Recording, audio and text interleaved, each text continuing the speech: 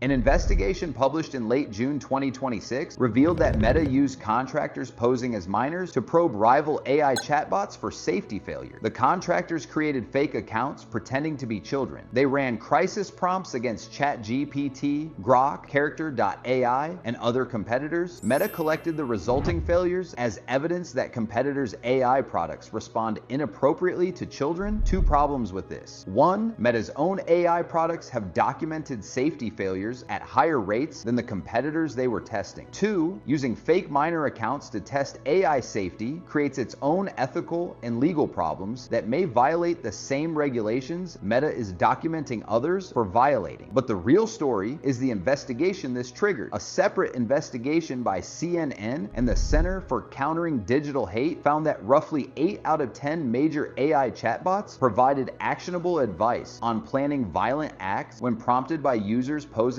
as 13-year-olds. The AI child safety problem is much worse than the industry has admitted. Today, I'll walk through what actually happened, what the investigations found, why the industry is failing, and what regulators are about to do about it. According to reporting, the project was active as of April 21st, 2026. Meta contractors created accounts pretending to be minors and used them to interact with rival AI products. The intent was to document safety failures. Cases where competitors' AI would respond to a supposed 13-year-old asking about self-harm, suicide, drug use, or violence in ways that failed to protect the child. Meta's stated purpose was industry documentation and competitive research. They wanted evidence that rival products fail on child safety. The findings appear to have confirmed what they suspected. Multiple competitors had significant failure rates on child safety prompts. Character.AI, Grok, and ChatGPT all responded inappropriately in some percentage of test cases, but the methodology is the problem. Creating fake minor accounts to test AI, even for research purposes, raises questions about consent, data collection, and regulatory compliance. The FTC has been investigating exactly this kind of behavior since September 2025. Separately from Meta's project, CNN and the Center for Countering Digital Hate conducted their own independent investigation. Their methodology was straightforward. Researchers pretended to be 13-year-olds interacting with major AI chatbots. They asked crisis prompts covering suicide, self-harm, violence, drug use, and other high-risk topics. They evaluated whether the AI responded appropriately. The results are damning across the industry. Roughly 8 out of 10 major AI chatbots provided actionable advice on planning violent acts when the user was posing as a 13-year-old. Meta's own chatbots had a 66.8% failure rate on blocking child sexual exploitation content in internal red team assessment, a 54.8% failure rate on suicide and self-harm prompts. For context, failure rate here means the AI did something inappropriate, provided harmful information, failed to trigger crisis intervention, continued a dangerous conversation, not merely failed to be perfect, genuinely produced content that could hurt a child. The numbers are worse for Meta than for most competitors they were investigating, which makes their investigation particularly ironic and probably legally exposed. AI child safety is failing for 3 specific reasons. Reason 1, user identity verification is essentially non-existent. AI chatbots don't verify that users are the age they claim to be. A 13-year-old signs up as an 18-year-old and immediately gets adult mode responses. There's no reliable way to prevent this. Reason 2, safety classifiers are calibrated for cost, not accuracy. Running strict safety classifiers on every prompt costs money and info. Companies calibrate their classifiers to trigger on obvious cases while letting subtler, dangerous content through. The trade-off is optimized for revenue and user experience, not safety. Reason 3, the models themselves are trained on content that includes plenty of harmful patterns. The training data contains everything on the internet. Safety training after the fact catches most obvious harms, but misses edge cases and creative phrasing. For a 13-year-old who has learned how to phrase questions in ways that bypass filters, current AI safety measures fail regularly. The FTC launched formal inquiries into AI companies' minor safety policies in September 2025. Those inquiries target OpenAI,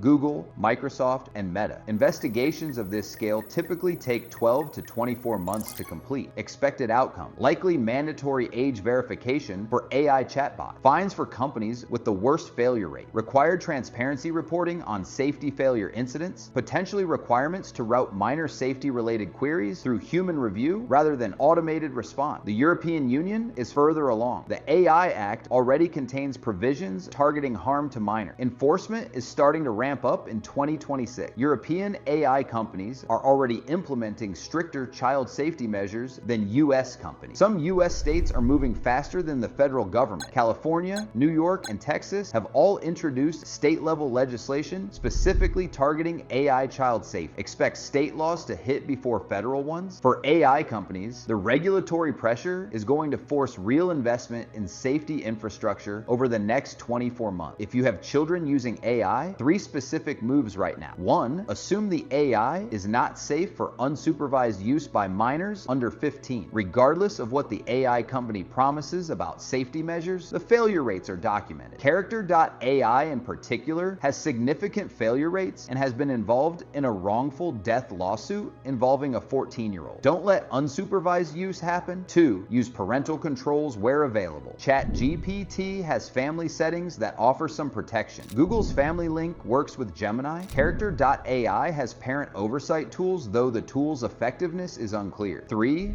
have direct conversations with your kids about AI. What they can use it for, what they shouldn't, how to recognize when the AI is giving dangerous advice. This is more important than any technical protection. The tools are useful for children, homework help, learning, creativity, but unsupervised use is not safe based on current failure rates. The safety crisis is going to reshape AI industry economics. Companies that invest heavily in safety infrastructure will command premium pricing. Anthropic has consistently positioned Claude as the safer option, and this becomes a real competitive advantage. Companies with worse safety records face regulatory risks. Character.AI is already in litigation. Meta's own scandal likely triggers regulatory scrutiny. OpenAI has had multiple safety-related PR crises. All of them face potentially existential regulatory risks. Expect industry consolidation around safer players. Enterprise customers, especially in education and healthcare, will refuse to deploy AI tools without demonstrated safety records. This favors companies that built safety infrastructure first. Insurance markets are also reshaping around AI safety. AI liability insurance is becoming a real category. Companies without safety records will pay significantly higher premiums or be uninsurable. The safety problem doesn't get solved by better classifiers alone. It requires structural changes. Age verification will become standard for AI chatbots. Expect to prove your age with government ID before accessing adult mode AI within 24 months. Content routing will change. High-risk queries, self-harm, violence, drug use will get routed to human review or specialized crisis response models rather than general-purpose chatbots. Liability shifts are coming. Currently, AI companies have limited liability for what their models produce. Regulatory changes are likely to shift more liability onto the companies, which will force them to invest in safety. For the industry, this is uncomfortable but necessary. AI became widely available faster than the safety infrastructure caught up. That gap is closing, but painfully. In the comments, if you have kids using AI, what safety measures have you actually implemented? Or what do you wish existed that doesn't yet? Real answers help other parents. Subscribe. Final video in this series is the government AI deal that just changed the political landscape.